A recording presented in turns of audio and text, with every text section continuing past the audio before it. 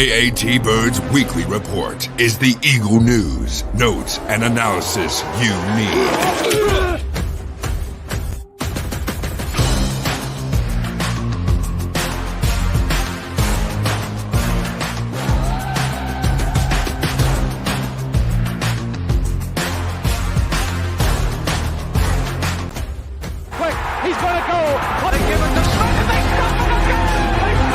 Back. He looks, fires for the end zone, intercepted! The 20, the 10, the 5, touchdown! Matt Ware! This field, he's going to go! Deshaun Jackson! He steps up, he's hit, and falls forward, and he fumbles the football, and the Eagles have it! It's one! And the Eagles win! It's all birds. All the time. What's up, y'all? It is Super Bowl preview time. It is the AATBirds Weekly Report, and it is, let's be honest, the biggest show that this network has ever done. Why? Because the Philadelphia Eagles are officially playing in the Super Bowl in just a few days. I am Chip for the Birds, as always, joined by the one and only Johnny U at Johnny U9322 and Kendall at K Beck Eagles. Gentlemen, how is it only fucking Wednesday? Right. Oh my gosh, I know it's like torture waiting for this, but it's unfortunately we have to wait a little bit longer, but hey, the game's coming closer. The one thing that I want to say, I like the media day and everything, all that stuff's cool, but this whole 2-week thing is just there's no need for this Pro Bowl garbage that they play and all this stuff leading up to it. I just think it's just. I tried to watch the Pro Bowl. Yeah, well, I tried. My favorite part was kick-tack-toe. That was the best part. The catch thing was stupid. Stephon Diggs got caught being real sus with his oh look, I'm a superhero, but you're directly up a cheerleader's bum. Like, it's just I couldn't watch it. It was flag football. At this point, just pay them for the Pro Bowl and move on with it. Don't actually do anything. You're not. It's bad. It's bad. You know what's not bad? The Philadelphia Eagles, because they're in the Super Bowl. Yeah, and there was a Pro Bowl. Javier there was. Yeah, unfortunately, there was. But getting into this game, looking at this team, a lot to break down, a lot to talk about. We have the Kansas City Chiefs, the AFC champion, and the NFC champion Philadelphia Eagles squaring off at State Farm Stadium in Arizona on Sunday, 6:30. And the one thing I want to start with is talking about these quarterbacks. And, of course, these quarterbacks, in my opinion, are going to be 1-2 in the voting for MVP, which will be released tomorrow night. You'll get the awards, everything there. But when you really look at these two guys and the way that the team is run, basically between the two quarterbacks, you look at Patrick Mahomes, who lost basically one of the best receivers in the game, and he's still able to put the numbers up that he put up. He still has some weapons there with Travis Kelce and MVS, Isaiah Pacheco, Jerick McKinnon, Juju. He's got some weapons there. And then you look at Jalen Hurts. Jalen Hurts, phenomenal season. The leap that he made. Yep. That a lot of us, we wanted to see a gradual step up in production, in play, and we got a huge step, a huge leap. Oh, huge. And you look at that, and you can point that to the additions of AJ Brown, but I still look at the other guys that they have there. Miles Sanders was there, Dallas Goedert, Devontae Smith, Quez Watkins. You have all these guys already there. AJ Brown, yes, he was a great piece, a great addition, and of course you cannot discount the offensive line and what they're able to do. Protection-wise and everything for Jalen. But you're looking at these two quarterbacks, and it's going to be on these two guys, and who's going to be making the plays. No, definitely. And the offense has been pretty, even still after the Giants week 18 game, it's been pretty vanilla in the playoffs. And I feel like we're going to see a complete different offense in the Super Bowl, at least compared to the last 2 weeks. The Eagles have gotten up big in both games, and we're pretty much forced just to run and milk the clock. So that's kind of an advantage for the Eagles going into this game. They don't have much tape passing-wise. So I think in the first half, we're going to see a really pass-happy Hurts, they're probably going to look to get Brown and Smitty involved early, have the Chiefs defense on their toes and force them to stay disciplined and not bite the run right away. And then depending on how the first half goes, I would imagine they're probably going to get also run happy in the second half and then, milk that clock and, get that Kansas City defense run down and fatigued. So hopefully we see a more well-balanced offense this weekend, and I expect that. But then again, I can also foresee us just, ground and pound and running that ball. It's so I was lucky enough to do a Boston podcast this week. It was a Patriots podcast. So they brought me in as an Eagles person, and they brought a Chiefs guy in. And it was so funny to hear them talk about how the Philadelphia Eagles have been this running monstrosity, like this team that just runs the ball. They're the best in football at running the football for a couple of years now. And I thinking to myself, man, that's been like the last 2 years, because before that, we have always been a pass-heavy team. In fact, the concern with Sirianni is that he does focus on what's working. Jalen Hurts, again, dealing with a shoulder injury, has done enough to win the games. He hasn't been lights out. He hasn't been incredible. And that's overall why I do think Patrick Mahomes will win the MVP award, because he loses a player like Tyreek Hill and still manages to put up the numbers that he does. But Jalen Hurts is going to win the Super Bowl on Sunday. And I know we're way ahead and we're doing predictions, things like that. 5 years ago, when the Philadelphia Eagles won a Super Bowl, it was a lightning in a bottle situation. The Patriots were the better team on paper. They should have won that game, but everything went right for the Eagles that night. We had the backup quarterback doing the right thing. We had catches going our way. We had calls going our way. We had play calls going our way. And the Eagles played better. This is 5 years later now. The Philadelphia Eagles are the better football team on Sunday.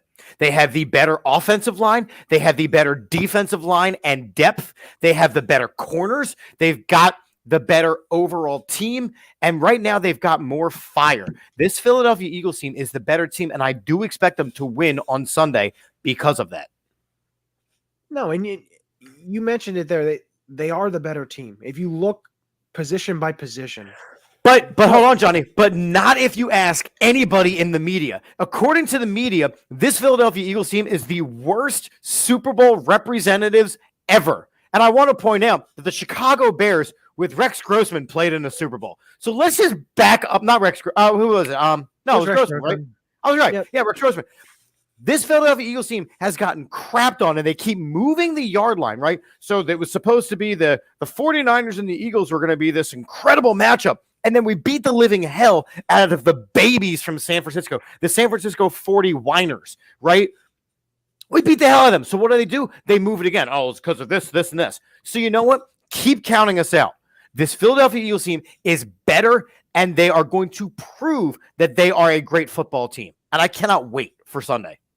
Yeah, I think the way the media is going, there are people picking the Eagles. You do have that, but looking at these teams position by position. Now, of course, the quarterback position, Patrick Mahomes is the better quarterback. Sure.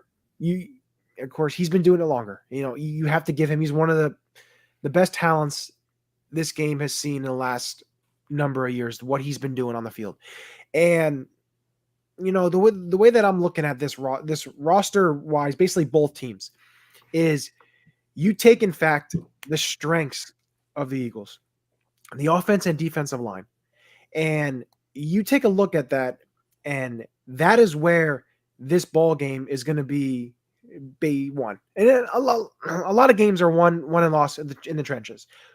But Aaron Rodgers on Pat McAfee's show talked about it's one of the best lines he's seen in the last 20 years. When I'm looking at this, basically this game, breaking it down, looking at the matchups, and my biggest matchup that I'm looking at is Hassan Reddick going up against Andrew Wiley. The right tackle for the Kansas City Chiefs has given up 9 sacks this year. Uh-huh. And Hassan Reddick, of course, in the regular season and postseason has 19.5 sacks. So right there is a huge matchup right there. And the way that I see, Patrick Mahomes, yes, he's been practicing full practice, his ankle and everything. He's not going to be 100%. We know that. So if you're able to make him escape to his left, where he's got to put the weight on that ankle to turn, to throw, do things like that, you got to get him uncomfortable. That's the way you beat generational type quarterbacks. You have to get them uncomfortable. With Tom Brady, it was get pressure up the middle, certain things like that to get him uncomfortable. And that's what the Eagles are going to need to do with Patrick Mahomes is get him uncomfortable, get him off, a little bit. I know he makes awesome plays, doing all sorts of things, running around, throwing sidearm, all the stuff. Cool. Great. But you have to get him off. You have to basically, hopefully hit him a couple times, make him feel a little bit of something and make sure that let's see how healthy that ankle is, with Hassan Reddick bearing down on you. And then it's not just him though. It's everybody. That's why they have 70 sacks this regular season. It's why they have 78 sacks total. I saw something where they were giving the Chiefs all these props for having this amazing defensive line, and they have all these sacks this season, and they completely glossed over the fact that the Philadelphia Eagles have 70 sacks. Like, this Eagles team has not come across an offensive line that can slow them down, and this Chiefs offensive line isn't going to be the one that does it. Pat Mahomes with a bum ankle, and let's call it like it is. Like, I feel like a little more scared if, Tyreek Hill was still on this team, because he was a devastating weapon for Pat Mahomes. He was an absolutely devastating beast in the game that he played against the Eagles last year, when the Eagles played pretty much nothing but backups, right? The Eagles played pretty much nothing but backups last year. So they're going to keep bringing that game up. That's fine. Go ahead. We're not the same team. Pat Mahomes is going to be running for his life all day. And, because it's the Super Bowl, yeah, he's going to be feeling good in the first half, but then he's going to have to sit for, 45 minutes at halftime for Rihanna to sing about an umbrella, Ella, Ella, Ella, Ella. And that ankle's going to start to feel sore again. And the second half, you're going to start to see Pat Mahomes struggling. And we're pretty good at stopping, tight ends like, George Kittle last week, who we completely neutralized. And yes, because we shut down Brock Purdy. We're going to be able to focus in on Travis Kelce.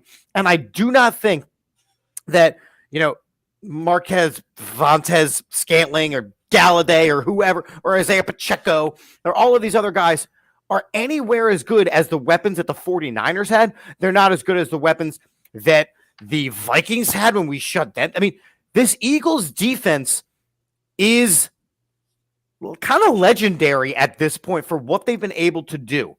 And the final piece that they need to have that level of success and have that level of, should we talk about them with the 80-some Bears and the Legion of Boom and all those guys, is they got to help make sure that they shut down a pretty damn good offense in the Super Bowl in the Kansas City Chiefs. Yeah, defensively, to your point, Johnny, about Reddick, going into the matchup, I was thinking that Hassan was kind of a big game. But the more I think about it, the more I think that Andy Reid's going to try to, pretty much play away to our strengths and, not even let Hassan Reddick and Josh Sweat get to Mahomes. I can definitely foresee Mahomes getting that ball out quick. MVS could be a great speed option out in the flats, or quick screen game or a quick slant. Travis Kelce against the linebacker is a disaster in the making. So, I would love to see the defensive line get home, but I don't see that happening this weekend, because I can just foresee Andy Reid not wanting Mahomes to get touched because he has a bum ankle. Also, Mahomes doesn't have time to improvise. So when it comes to our defensive line, they're going to get home soon. So he won't be able, even with his ankle hurt or not, he's not going to be able to improvise and make the plays like he wants. So I think it's going to be they don't run RPOs, so it's not going to be like an RPO type game, but it's going to be quick slants, stuff in the flats. The running backs are going to get their catches. Travis Kelce out in the flats is going to get his. I just don't see Andy Reid letting the Eagles defensive line even get a chance to make a play, because if they get back in there and strip sack or whatever else, it's 2nd and 6, they turn into third and long, that's going to be an issue for them. Yeah, because, they're one of the best teams in terms of throwing the ball, for the sticks. And it's kind of the offense that they have to run now without Tyreek Hill, without that deep threat. That's kind of just the way that they're running their offense. And it's one thing you have to, as the Eagles, you can't be playing back 8-9 yards because he's just going to dink and dunk his way right down the field. You're going to need to play a little bit aggressively, but not too aggressive. You're going to have Derek McKinnon out of the backfield, Isaiah Pacheco. Clyde Edwards-Helaire was taken off of IR. Mecole Hardman was put on IR. So, Clyde Edwards-Helaire isn't a receiving option as well. So it gives him another guy. You just have to look at what you want to do is you want to not have Travis Kelce be the one to beat you. Bracket coverage. Right. You have to try and double team. If Valdez-Scantling or, someone else, Pacheco, they beat you, okay. But you don't want to go in with the guy who is the number one tight end, all these yards, the number one weapon for Mahomes, him beat you, because that should be the focal point. And I think, Gannon, especially the last portion of the season, even ever since they got Joseph and Sue, the pass rush has been insane. I think it has to do a little bit with the rotation. Well, it never slows down, Johnny. It never slows down because think about it. You have Ndamukong Suh and Linval Joseph as backups who would be starters on most teams. So even by the time you get out Jordan Davis and you get out Fletcher Cox and you get out Brandon Graham and you get out Josh Sweat and you have Linval Joseph and you have Ndamukong Suh ready to fire up too. Like no teams have this level of depth. No, nobody does. Go ahead, Kevin. I also think defensively it's big that, Gannon likes to keep everything in front of him. So, when Mahomes does do this dink and dunk stuff off real quick, the DBs are going to get beat, but you got to make sure everything's in front of you, make a tackle. But I think Gannon, he can't be afraid to, be aggressive, bring up Slay and Bradbury. Trust them that, they can guard Juju, they can guard MVS, they can make a play, and let them play to their potential and let them make a play. Because if you're going to get dinked and dunked by Pat Mahomes and he's driving, 80 yards, for 8 minutes, you're going to lose a game. And that's been Gannon's biggest critique this year is not making mid-game adjustments. And this is a game where you can't just sit back and just, be satisfied. I understand he wants to stick to your game plan, but if you need to make adjustments, you need to do it immediately. And if not, Mahomes is going to have a field day. But again, be aggressive with the corners. Chauncey Gardner, he hasn't really had a big play since he's come back, but before his injury, he was making picks left and right. Bradbury has been phenomenal. He's going to get his bag next year. Slay's starting to come back to his, beginning of the season form. So these guys are well rested, and they're going against, I say, a below average or just average receiving core. So trust them to make plays, and yeah. Yeah, and I think a huge thing looking at the Eagles' defense is what you said about that big play, and getting that turnover. I think that's a huge thing to be able to cause turnover to get your offense extra possessions, and I think this kind of turns us into the offensive side of the ball about the Eagles' offense going up against this Chiefs defense.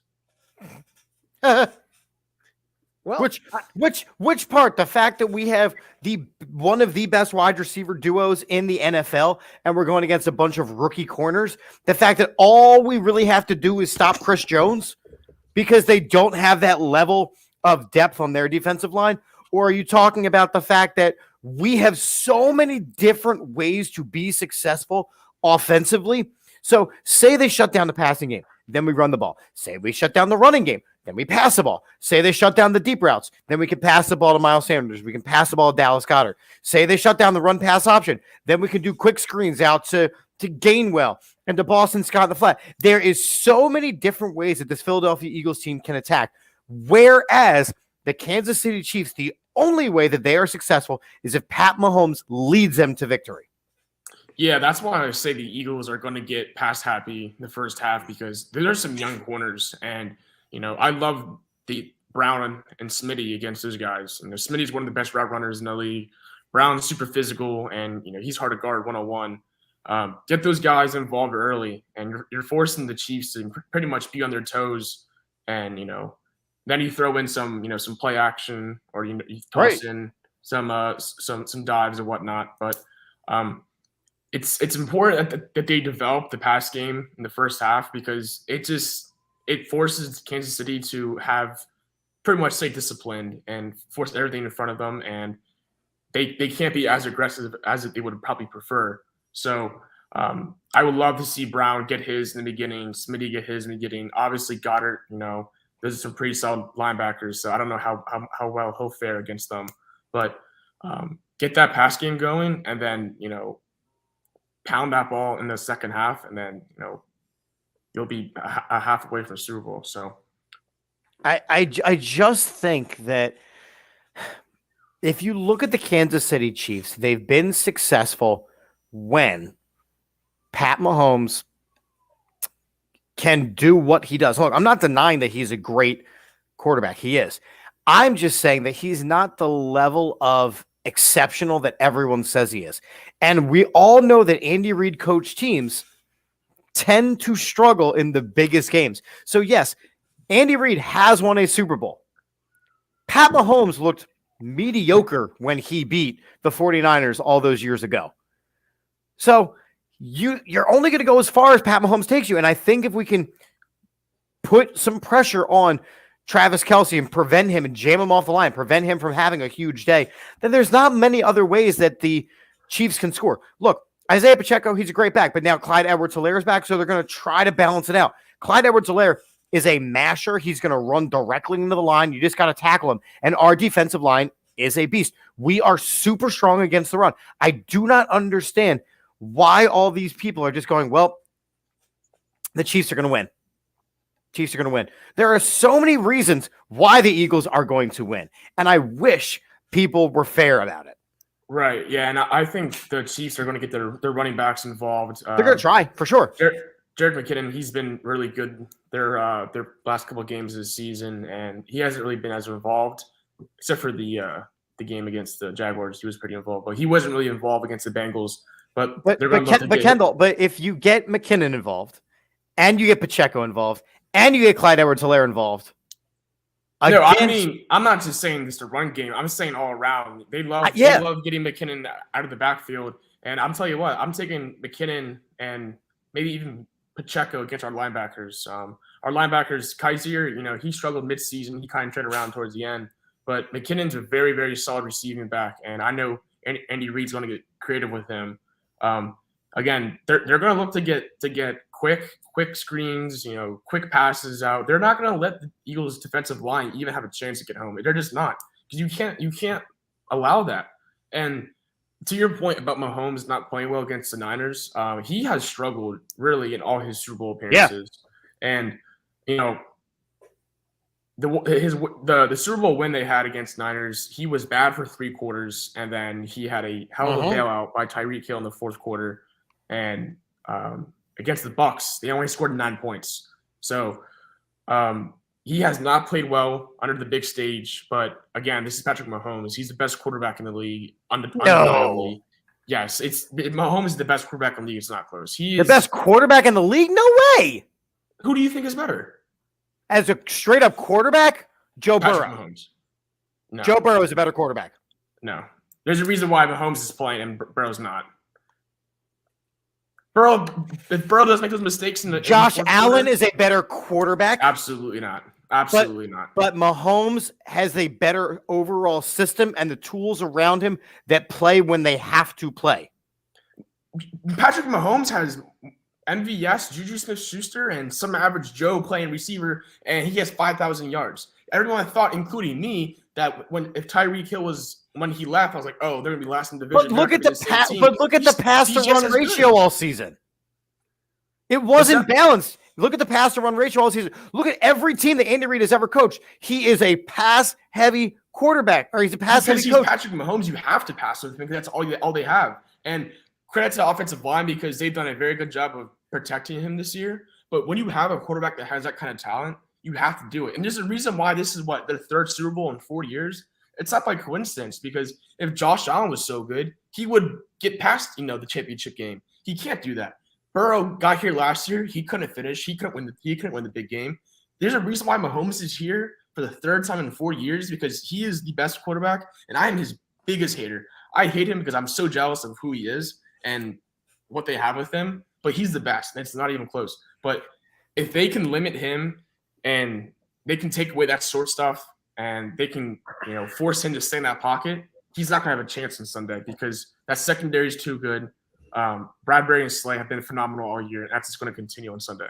Well, and that's the key. I mean, now I don't think enough people are talking about this secondary that he's about to face. Look, Pat Mahomes is a great quarterback. I will give you great. I won't say the greatest, but I'll give you he's a great quarterback. Doesn't change the fact that Darius Slay and James Bradbury have been incredible all season. And if you do not think that they are going to be able to isolate a bunch of guys who are on their second and third team, you're wrong. Because they were able to shut a prime Justin Jefferson down. They were able to shut a prime Deebo Samuel down. They have shut down every big name receiver that has come their way. And Juju Smith-Schuster and MVS are not big name receivers anymore. No, they're not big name receivers, but they just basically have to do their job. They got to shut down Travis Kelce. That's it. Yeah, you have to stop Travis Kelce. Which is so hard to do. It is. Yeah. It is. He's a heck of a player, and you can put two guys on him. He's going to be open.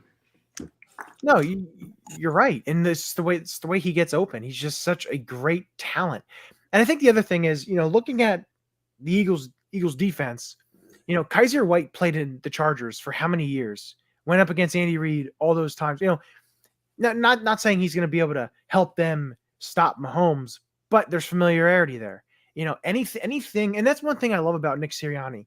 He tries to take any little thing he can and put it towards a strength of the team. Right. And that's huge. And again, that's what great coaches do. Yeah. And that's why they're in the Super Bowl, because they do things like that. They're able to, game plan and be able to, I think the one thing that they've done great this season is they attack a team's weakness. Yes. And, with Jalen and the offense, the weakness of Kansas City, I would probably say their secondary. They got a lot secondary of is young as hell. Very young. How about the fact that the Kansas City Chiefs are one of the youngest teams in football? Well, listen, again, that's what happens when you have a quarterback making the amount of money, and the Eagles are going to see it down the line because after the Super Bowl, in the coming weeks, Jalen Hurts will be getting a massive extension. So there are things that you have to do. There's things that need to be done. But, looking at the Eagles, the one stat that I did see as well, it was very interesting, was the Eagles are one of the top teams in rushing yards between the numbers. Uh-huh. Or between the tackles, if you want to say that too. Same and thing. The Chiefs are one of the worst defending between the tackles. Really? Because our offensive line is the best in football. Well, the Chiefs being one of the worst also tells you, yes, their linebackers are very, very good, very fast, sideline to sideline type of linebackers.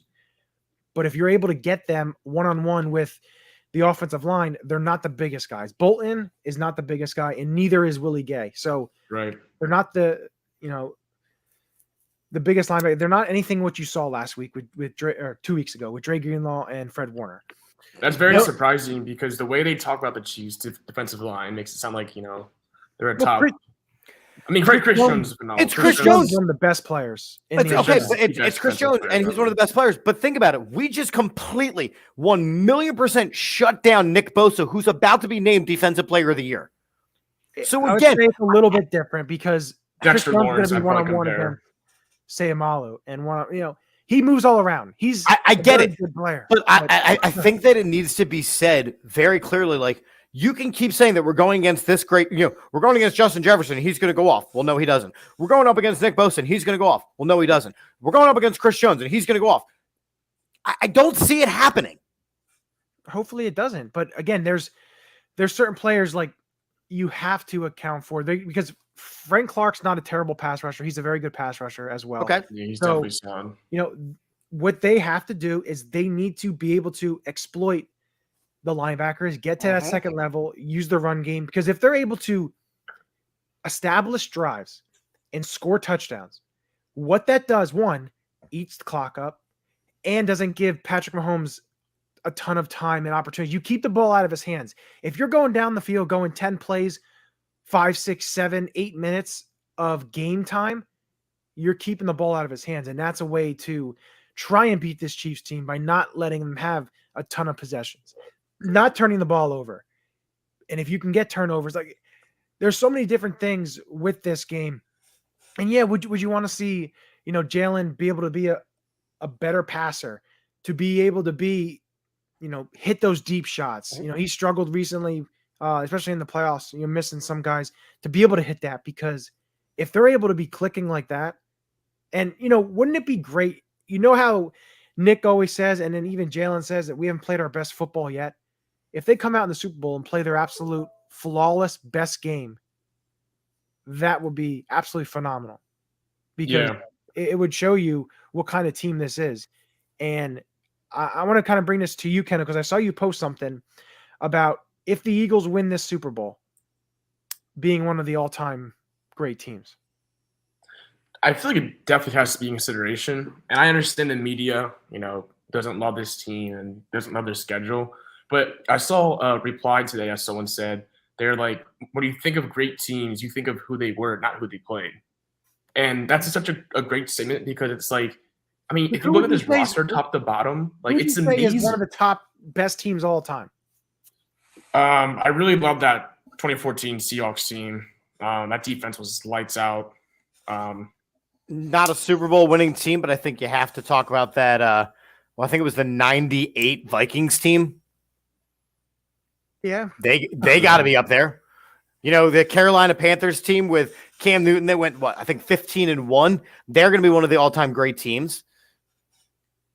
So yeah, there's tons of teams you can put in, but for this Eagles team, you scratch their record away. It doesn't matter who they played. This roster, Howie Roseman has assembled, like it's one of the best ever. Let alone the franchise. It's an amazing roster. There's not only is there great starters, but there's so much depth.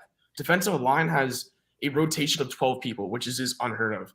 Secondary, you have a great slot corner. You have two literally all-pro corners. You have a safety who's just transitioned to safety. Your linebackers aren't, godsend, but they're still very productive, very solid. Offensive line, best in the league. Might be the best in the Eagles' history. Yeah. Receivers, you have 1A, 1B. You've Goddard. You have two great, phenomenal running backs. You have a top 3 quarterback. You can't ask for much more. And I feel like people who say that they don't agree with that they're just not truly understanding how loaded this team is. It doesn't fit their narrative that this Eagles team is a soft number 1 seed in the NFC and they haven't beaten anybody. And they're Jalen Hurts, they should still trade him after the offseason. It doesn't fit the narrative that people have been trying to put onto this team. And we said this last week, this Philadelphia Eagles team, and Johnny, I feel like you would know this stat more than I do. I'm pretty sure that it's going to be one of the first times in NFL history that a team is going to start 22 of 22 opening day starters in a Super Bowl. Yeah, I think I haven't looked into it. I think that hasn't been done before. You really just Which means that the way that this roster was built said that we know what the caliber of this team is, and they have been the best team in football since week 1. So it's it. What you said before about the Eagles playing a soft postseason schedule, and I want to put it this way.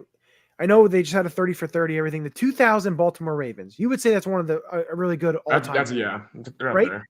So defenses, if you look at their postseason, okay, they played the Denver Broncos in the wild card round. they played against Gus Farrat, who got injured, and then Jarius Jackson came in and played the rest of that game.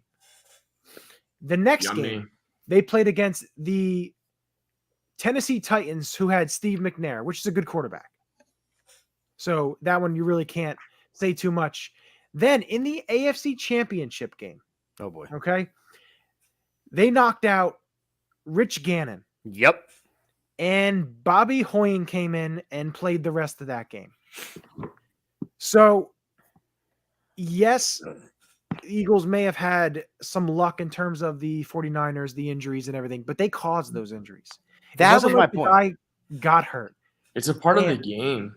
It is. And like they can say it's whatever. It's a cupcake schedule, the easiest Super Bowl, run. Anything that they want to say. It is what it is. If the Eagles win, it'll be, well, Patrick Mahomes wasn't 100%. And, one thing I have to say, and I looked at next year's, if the Eagles win, they'd have that opening game at home on a Thursday night. Well, they play the 49ers in Lincoln Financial Field next year. That's got to be the game. Probably. The opening game. I was just thinking about that because of all the crime. If people want to, see how good this team is, look at how many players that are going to get paid this offseason. Players who the Eagles won't be able to re-sign because they're going to get such a massive contracts. Bradbury is going to get a 4-year, 60 somewhat dollar deal. Chauncey's going to get a huge extension. Edwards is going to get an extension. Hargrave, all these guys are going to get paid. And guess what? The Eagles cannot afford to pay everyone because you know why? Everyone's so good, and it just speaks to how good this team is. And it's like there's just so many different ways you can show how great this team is. People are just trying to find ways how they're not, and it's like they need to be considered as one of the best, in my opinion. Yeah, you have to. You look at this team is 16-1 when Jalen Hurts starts a football game this season, and it's I don't know. They just. And not enough people are talking about that. Not enough people are talking about the fact that, and so to me, and the only thing that I would say could kind of sway the MVP award to Jalen Hurts, I do think Mahomes wins the MVP award because he did all these things, played a full slate of games with having gotten rid of Tyreek Hill and still puts up the numbers he did. But if you look at this Eagles team when they had to play Minshew, and they still tried to run the same offense, you saw that Minshew was not as good of a quarterback as Jalen Hurts. Therefore, the fact that this team goes 16-1 with Jalen Hurts, the fact that this team goes and gets him players to help him on this run, the fact that Jalen Hurts, as soon as the game ended last year against Tampa Bay, he said, we're close. We're real close. And then he puts in all the work in the offseason and makes this team not only a Super Bowl contender, but a Super Bowl favorite. I just need... Look, Mark's saying it in the comments. No one likes us. We don't care. Jason Kelsey's speech for Broad Street is already rewritten.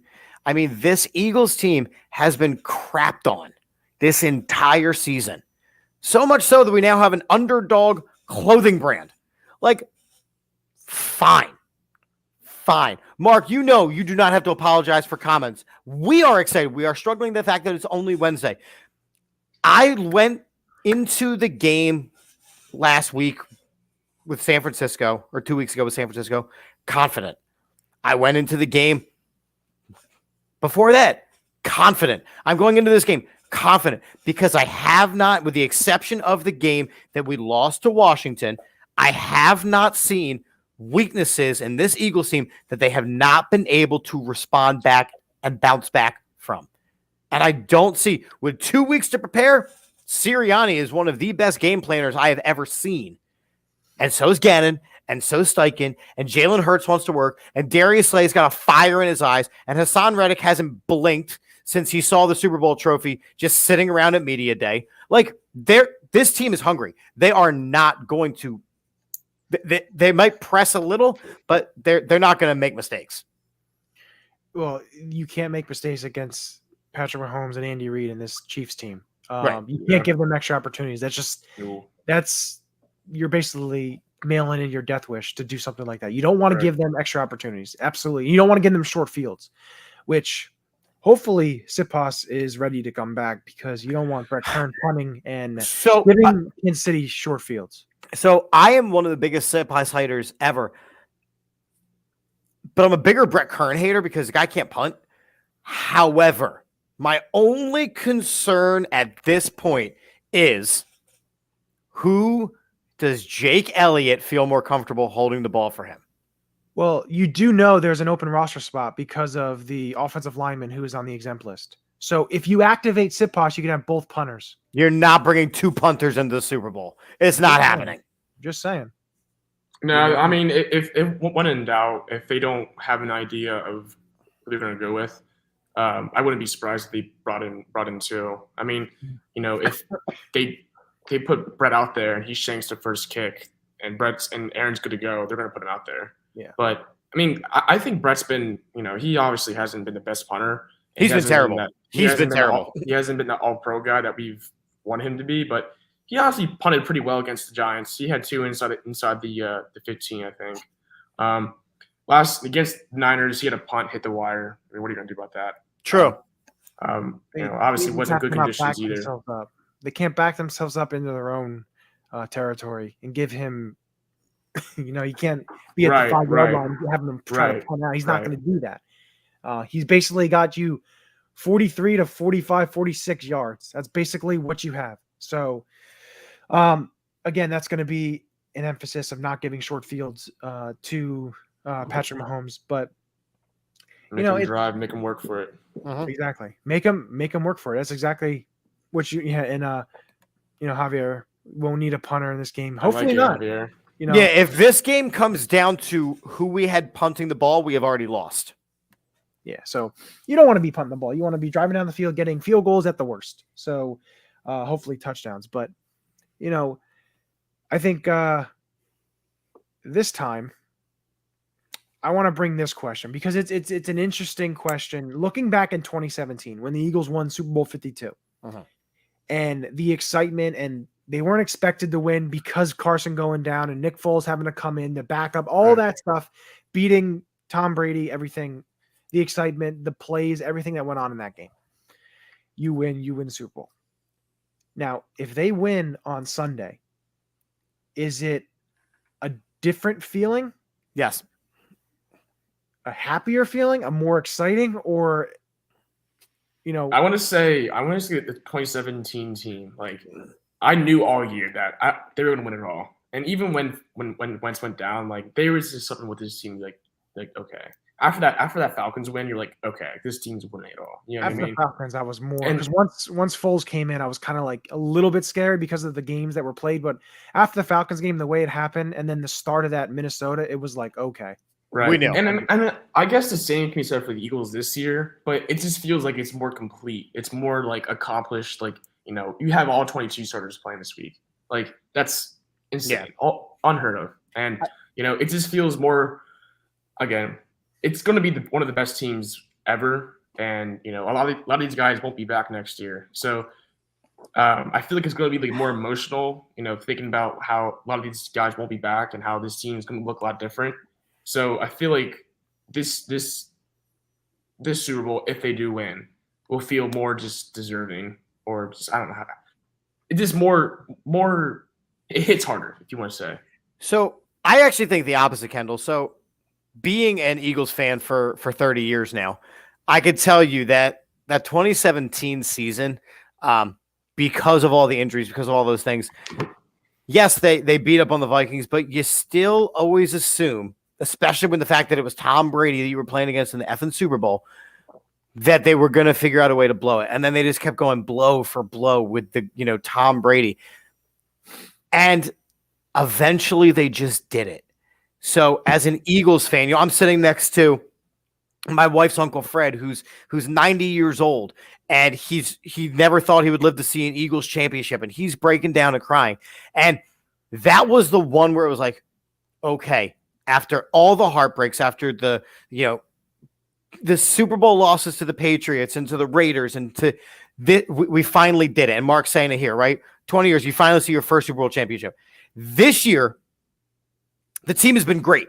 The team has been the best team in football. I expect this team to win, thus solidifying that we are the powerhouse that we have been all year and proving the haters wrong once again. But you don't get to do it once again without that first win in 2017. 2017 was more emotional. 2023 will be more sweet of a victory. But when you think about it, like, this team should not be where it's at right now, especially when you date back to last year when, we were getting whooped up by the Bucs in the playoffs 35-0. You expected a step. You expected to be in the playoffs. You didn't Right. Yeah, but you didn't expect to be this far. And so the growth that Hurts has taken, it's like it wasn't expected. I mean, we knew they were going to be good, but we didn't think they were going to be this good. And I did preseason. I think I had them at 12-5. I had them at 12-5 because I looked at this roster. I looked at what was brought in. I looked at the NFC East. I looked at the schedule. I looked and saw that this team, there wasn't more than 5 games they were losing, and they were even better than that. And there's also a future, though. There's also a future that we have to look forward to. Correct. Too. With the 2017 team, it's like, we're all in. That was like that. Wentz was throwing to Kamara Aiken, later on the year, next year. But now next year we have Goddard, we have Brown, we have Smitty, we have Sweat, we have Reddick, we have, Slay. We're probably going to have Chauncey back. Like, all these guys are going to be back. I mean, some of them will be back. But there's still going to be a path next year where they can win it again next year. And I think also looking at this, you want it so bad for, the stories, I guess you could say, the Jalen Hurts story, the Nick Sirianni story, the amount of criticism, the amount of stuff that they've been through, not only in their careers, but even in Philadelphia, their short time in Philadelphia. It just seems that, like, you want it so much. And you can put it this way. Maybe anyone young listening, you may not want to listen to this part. I may want to, cover your ears. But it's almost like 2017, they were a virgin. They lost their virginity. They didn't know how to react. They didn't know what they were doing. They didn't know. Everything. What a great analogy. Now they are. I heard the analogy, so it's not my analogy. I heard it from someone else. I don't remember. I like it though. And then now they've been there before. They know what they know. And look at it, the fans, how you react, how it feels for you. Right. You know what you're, but it still feels good. Oh, look at that. I probably my own. But we can get off of this now. But no, it just shows you, like, looking at this team and all these players, and Ndamukong Suh came back to win another championship. Yep. Linval Joseph won a championship his rookie year with the Giants.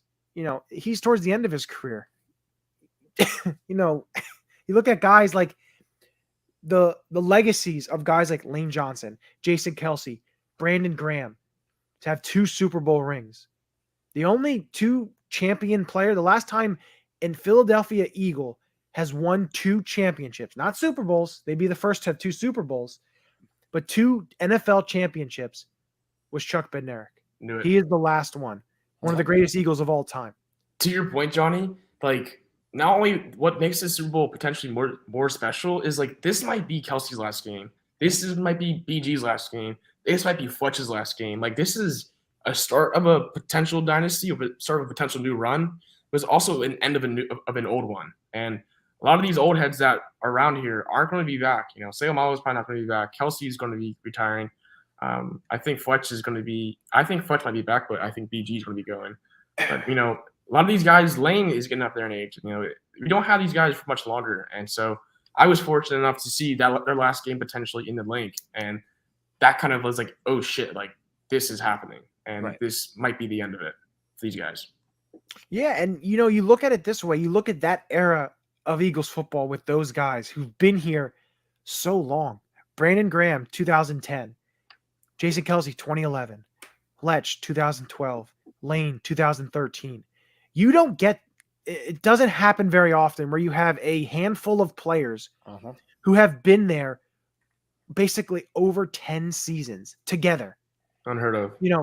We saw – Chip and I are very fond of the Jeremiah Trotters and the Hugh Douglases and the Brian Dawkins and the Donovan McNabbs and these players, Trey Thomas, John Runyon, these guys who were there for so long, and unfortunately, it just didn't happen. Right. All the championship games they went to, and unfortunately, they couldn't get over that hump. They got over the hump. They couldn't seal the deal. And it's just, and I look back on it because the 2008 NFC Championship game was the last football game in a Philadelphia Eagles uniform for Brian Dawkins, for Trey Thomas, for John Runyon.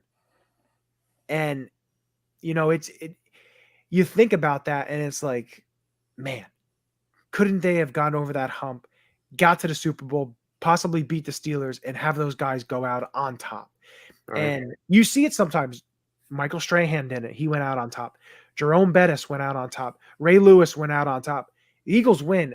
There could potentially, like you said, you could see one or two guys, hanging up and call it a career. It's very interesting to think about the impact of this Super Bowl. And you look at the guys who are on this team in 2017, who's been on this team for how many years, and what they've put into this, and they know how special it is, and they know everything. And I think it's good to have these guys around, the guys like those guys who were there in 2017, guys like Ndamukong Suh, who's been there a few times, to be able to have that championship type of player, to know what the feeling is. And, another guy, I love Devontae Smith. They're like, "Oh, have you gone out?" He goes, "No, I slept. I'm just going to hang out in the dark." Exactly. This team is so laser focused on the goal. Yeah. That it's beautiful. One more. They are laser, and they've been saying it. We still haven't played our best football. This Eagles team is ready to go. They are doing everything right. Everything right. Javier says, how do you guys feel about winning a Super Bowl against Andy? Look, a couple of years ago, we did the whole Andy Reid, go Andy Reid, that's great, and stick it to him, dude. I want to shove it up his hula wearing shirt ass. Enough. I have no ill will toward Andy Reid. He spent 14 years here as the coach. There's no ill will. He lost the locker room, and he had a chance to make it up. The next season, the team got worse. They fired him. He got a job 36 hours later, or whatever it was. Good on him. Now he's going to be the winningest coach for the Chiefs history. That's all great. I just don't want him to become the winningest coach against the Eagles and the Super Bowl. Great storyline. Kick his ass. Yeah, well, the thing that I worry about the most, going into this game, is that the Eagles don't have much to lose. They might be back here soon. Andy, he has a bunch of narratives on his back already about how he can't win the big game, or how he has folded in the big game multiple times. I think there's a lot of pressure on Andy to get the job done and to get another Super Bowl, because if not, he's going to be, if he wins, he has multiple rings. He's a great head coach. He's up there with Belichick. If he loses, he's going to be known for, that guy who couldn't get it done. You know what I mean? Well, the other thing is, you get that of the Philadelphia Eagles getting the Super Bowl, winning against the coach that couldn't do it for them. Yep. Right. You have that in there. Let's see. I want to win. I don't care who the coach is. Just give me the Super Bowl, the Lombardi trophy. Right. But speaking of, I'm not going to say it's a lock, but maybe we should get into a fun little segment. It's time for the Ulecka locks of the week. Who's your lock? Alrighty, going to get into some locks for this game, and it's going to have to be this game because there are no other games that are playing, and you cannot do other sports. So we're going to start with you, Chip. What is your lock? Lock that it will be heads. The coin toss will be heads. No, I'm joking. Definitely tails. Definitely tails. No, I love the prop bets. A lock. A quarterback will win MVP. Because that's all that matters. That's all. That's a stretch. A quarterback will win MVP. Go ahead, Kendall. I tried for my locks. I try to get creative. I don't like giving just a basic lock. Like trying to expand my horizons. I give two locks. Yeah. Quarterback win MVP. Come on, Chip. I'll come up with a better one. Do your fancy one. Can I give two? I don't care. Give as many as you want. I think the Eagles -6.5 is a lock. Ooh. And then parlay that with Gainwell, his over rushing, which is 19.5, and his over receiving, which is 11.5. Boom. Wow. 2 locks. take it to the bank. All All right. Let me Go ahead. add my Go ahead. let me add to my lock. So first off, a quarterback will win MVP because that is just a guarantee. But I'm going to take, and I'm going with the FanDuel odds here because I put myself in for a little bit of a crazy ass bet just to see if I can win some money. But I'm going to take, and the odds are, hold on. I want to make sure I get the number right. I'm going to take anytime touchdown score. Where is he, my man? Where's my man? At plus 500, a Boston Scott Super Bowl sized touchdown. He will get a touchdown in the Super Bowl. Oh, okay. I think a sneaky value, anytime touchdown, is Quez. He's like plus 800, I'm pretty sure. And I've had this theory that we have kept him stuffed in the receiving core just for this game. And, give him a deep ball, safety forgets about him, Justin Reed, dozes off. And next thing you know, Quez Watkins is by him. Watch out for that. I put together a fun parlay that for $5. I put a $5 bet. It'll be a Kelsey, Sanders, Goddard, Pacheco, and Boston Scott touchdown. If I hit those 5, I'm walking away with $1,400. Wow. Hey, that'd be pretty good. Pretty good hit. I will not be on next week. So, looking at the locks, I'm gonna go with a tight end who is second in the NFL, 58.5 receiving yards per game, and that would be Dallas Goedert. Getting a touchdown catch.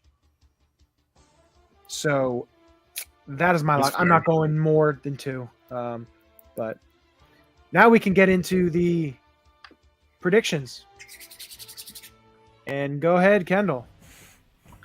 Alrighty, so let me give you a rundown how I think this ball game goes. Like I said before, I think first half is going to be establishing Brown, Smitty, and Goddard.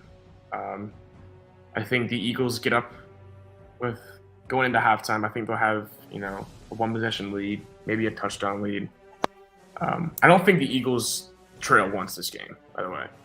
Okay. And then, depending on who gets the ball at half, I can foresee it being tied. But I just don't think the Eagles give the Chiefs a chance. I hope Gannon, leaves everything in front of him. But if you're going to leave everything in front of you, make the plays and create turnovers. And if you're going to force Mahomes to get the ball out quick, you got to make plays and got to get off the field.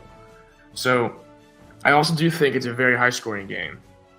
So, all that being said, I'm going to go with final score of 38-28. Eagles, Super Bowl MVP, Jalen Hurts. Okay. Chip. And I know that Chiefs is kind of high. 28 points is a lot, but you can consider that some garbage time touchdowns. So. Okay. Go ahead. I too have a 10-point victory. I have 34-24 Eagles. I made the prediction on Monday on the Boston show, and I have Jalen Hurts as the MVP. I just don't think that this Eagles offense can really be slowed down, but I almost am confident that the Eagles defense is going to shut down this Chiefs attack. 34-24 Eagles, Super Bowl champions. I'm going to go with I think the Eagles will get the win. I think it'll be a closer game than you guys have it. I got the Eagles winning 28-23, and I have Hurts the MVP. It's an ugly-ass score. I don't like that. 23? Ugh. Yeah. They get a late touchdown in the end and then try to come I back. feel like Jake Elliott has to get a field goal, right? That's why I got 34, and because I'm 2. I think they get 4 touchdowns. So. There we go. No. But with that, it's fun. Game Sunday. Still got to wait a little bit, but Oh, God. it's gonna be fun. The game's gonna be fun. Let's enjoy it. Let's get this W. Hopefully, go out on top and have the parade down Broad Street. I'll be there. With that, I want to give a very happy and a very Super Bowl. I can't think of Super Bowl. Super sized. Super Bowl sized. Super Bowl sized Go The Birds! Eagles are winning the Super Bowl. This is Matt Ware. Hey, for all the Eagle content you need, go follow All About the Birds. They do a damn thing. Check them out. Hey Eagles fans, I may be in Tampa, but I know where to find the best Eagles content out there. Check out my friends at All About the Birds. Philadelphia, what's up? This your boy Freddie Mitchell, aka Fred X. It's all about the bird. All birds all the time. All birds all the time. All About the Birds provides you with weekly analysis, game recaps, informative interviews, and it's all birds all the time.